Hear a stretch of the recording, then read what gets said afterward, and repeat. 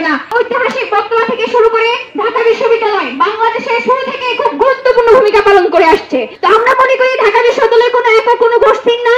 এখানে প্রত্যন্ত এলাকা থেকে শুরু করে রিকশাওয়ালার বাবার সন্তান থেকে শুরু করে বিত্তবান বাবার সন্তানরাও পড়াশোনা করে। আমরা এমন একটা নিরাপদ ক্যাম্পাস গড়ে তুলতে চাই যেখানে নারীরা নিঃসন্দেহে আর নিজেদের মতো করে চলতে পারবে। তাকে শুধুমাত্র নারী বলে তাকে কোনো ধরনের হ্যারাসমেন্টের শিকার হতে হবে না। এবং এখানে যারা শারীরিকভাবে প্রতিবন্ধী শিক্ষার্থীরা আছে তারাও যেন সব ধরনের অ্যাক্সেস পায়। যেমন আমার কলা ভবনের কথা যদি আমরা বলি, সেখানে মেয়েদের যে কমন গুলো আছে সেখানে যদি আপনি হুইল চেয়ারে যান তাহলে সেই অ্যাক্সেস তো পাবেন না। তাহলে এই বিশ্ববিদ্যালয় কি শুধুমাত্র যারা স্বাভাবিক সুস্থ শিক্ষার্থী শুধুমাত্র তাদের জন্য?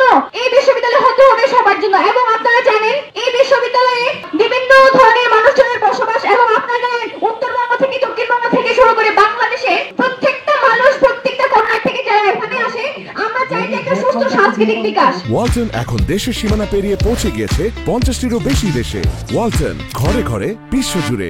আপনারা জানেন পাহাড়ি জমা এক ধরনের কালচার, সমতলে আরেক ধরনের কালচার। তো আমরা চাইবো যে এই ঢাকা বিশ্ববিদ্যালয়ের মতো জায়গায় খুব বৈচিত্র্যপূর্ণ একটা সাংস্কৃতিক চর্চা চলতে। এখানে তার জাতির জন্য, তার এথনিসিটির জন্য, তার ধর্মের জন্য তাকে কোনো ধরনের হ্যারাসমেন্টের শিকার হতে না হয়, কোনো ধরনের শুধুমাত্র নারী শিক্ষার্থী বলে তাকে ভুলের শিকার হতে না হয়। এই ক্যাম্পাস হবে সবার। এখানে যে নারী শিক্ষার্থী হিজাব বোরকা যেভাবে পড়বে, তার মন চাইলে সে পড়বে এবং তার মন চাইলে সে পড়বে না। কেউ কাউকে জোর করা যাবে না।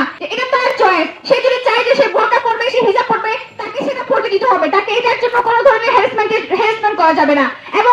এবং এই বিশ্ববিদ্যালয়ে আগে কালচারটা আমরা কেমন দেখি আপনারা জানেন।